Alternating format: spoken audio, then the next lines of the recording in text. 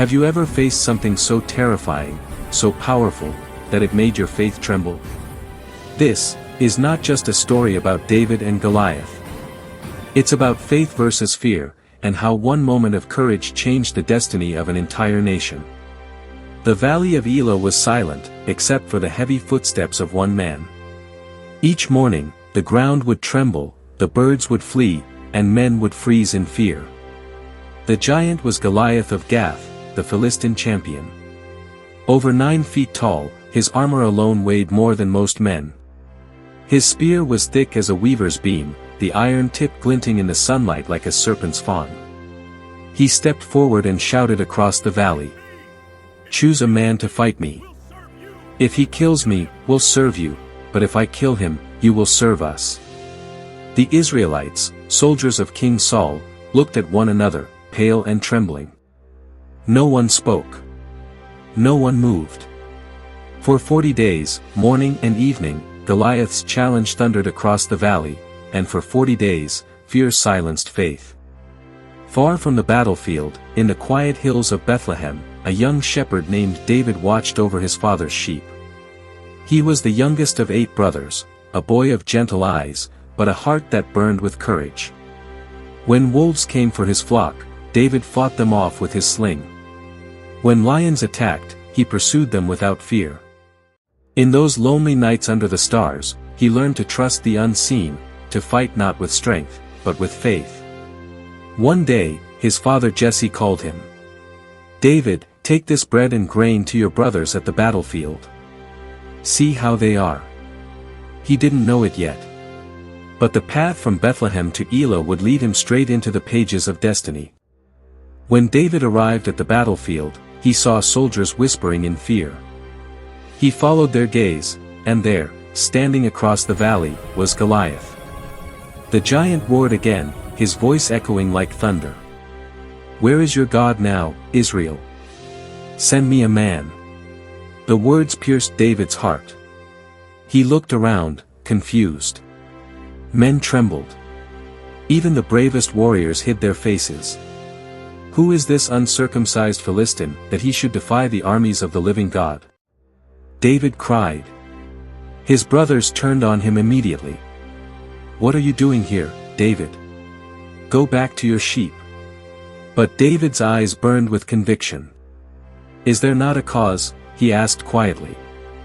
That question silenced them all. Word spread quickly through the camp, a shepherd boy was challenging the giant.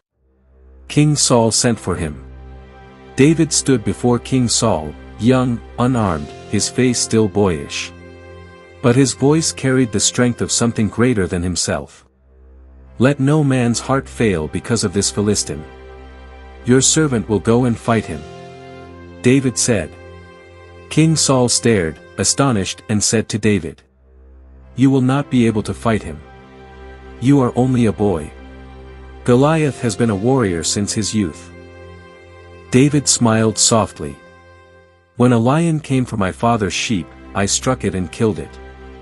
When a bear came, I seized it by the hair and struck it down. The same God who delivered me from the lion and the bear will deliver me from this Philistine," said David. The tent fell silent. Saul could not deny the fire in his words, the faith in his eyes. Finally, the king nodded. "Go, and the Lord be with you." Before he left, Saul ordered his servants to clothe David in royal armor, a bronze helmet, a heavy coat of mail, and a sword. David tried to walk, but each step felt heavy, unnatural. He shook his head. "I cannot go in these. I am not used to them." He took them off, piece by piece, until he stood there again, just a shepherd boy. Then he picked up his staff, his sling, and 5 smooth stones from the brook nearby.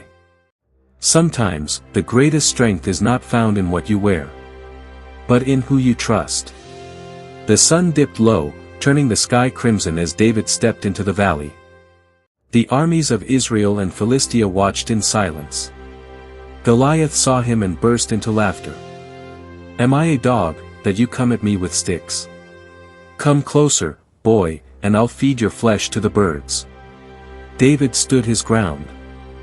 He didn't see a giant, he saw a man defying his God. He lifted his voice so that all could hear. You come against me with sword and spear. But I come against you in the name of the Lord Almighty, the God of Israel, whom you have defied. Goliath's laughter turned to rage. He raised his spear and began to advance. The ground shook under his steps. David reached into his pouch. His fingers brushed the smooth stones. He placed one into his sling. And began to run, not away from the giant, but straight toward him. The armies gasped, one in fear, the other in awe. Then, he flung his stone from the sling. The stone flew, small, simple, almost weightless, but it carried the power of heaven itself. It cut through the air like a divine whisper, and struck Goliath square in the forehead.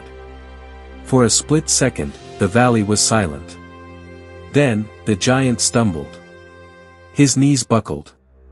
The earth trembled as Goliath fell face first to the ground, his massive frame crashing like thunder. The Philistines' laughter turned to screams. The Israelites stared in shock. One small shepherd boy stood over a fallen giant, with nothing but a sling in his hand. David approached slowly. He took Goliath's own sword, the blade that had struck fear into thousands, and lifted it high. This day, David said, "The Lord has delivered you into my hands." With one swift motion, the battle was over. Fear was defeated. Faith had won. The moment Goliath fell, the Israelite army surged forward with a roar. The sound echoed across the hills, a nation reborn in courage. The Philistines fled, terrified, their strength broken. The soldiers who once trembled now chased their enemies, shouting praises to the God of Israel. But David didn't celebrate. He stood quietly, breathing hard, his gaze fixed on the fallen giant. He knew, this victory wasn't his. It was God's. When King Saul heard what had happened, he sent for David. The boy stood before him, still covered in dust, holding the giant's sword. "Whose son are you, young man?" King Saul asked. "I am the son of your servant Jesse, of Bethlehem," David replied.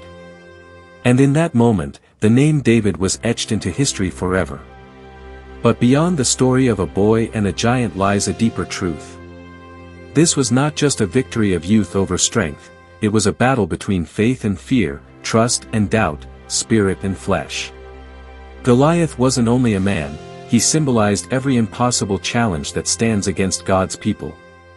Fear, intimidation, failure, sickness, debt, rejection, all the giants that tell you you're not enough. But David shows us something eternal. When you face your giants in the name of the Lord, victory is not just possible, it's promised. Let's pause and draw the lessons hidden in this story. 1. Faith begins where fear ends.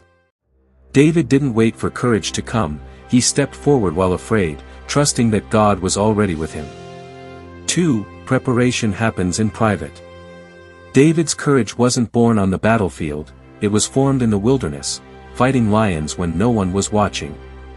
The battles you face in secret are preparing you for the victory God will show in public. 3. You can't wear someone else's armor. King Saul's armor didn't fit David, and neither will the world's methods fit you. God has given you your own gifts, your own sling, your own story. Use that. 4. God uses the weak to confound the mighty. The very thing that made David underestimated, his youth, was what God used to bring glory to himself. 5. Your victory glorifies God, not you. David didn't claim the victory as his own, he declared, "That all the earth may know there is a God in Israel." Every win you get in faith should point others back to God, not yourself. David's story reminds us, the greatest battles in life are not fought with swords and spears, but with faith. Maybe today, you're standing in your own valley of Elah. Your Goliath might not be a giant with armor and weapons. Maybe it's fear, poverty, sickness, rejection, or uncertainty about tomorrow. Whatever your giant looks like, God is still the same today as he was for David. When the world laughs, when people doubt you, when fear says, you can't win. Remember what David said. You come against me with sword and spear. But I come against you in the name of the Lord Almighty. And with that same faith, you too will see your giants fall. If this story strengthened your faith, don't let it end here. Let it remind you that God still fights for those who trust Him. Share in the comments, what is the Goliath you're facing today? Let's stand together in faith, because when we share our testimonies, we strengthen one another. Like this video if it blessed you. Share it with someone who needs courage right now. And don't forget to subscribe to Mercy Bible Stories, where we bring the Word of God to life through powerful storytelling that touches the heart and uplifts the soul. Until next time, remember, with God, no giant is too big, and no believer is too small.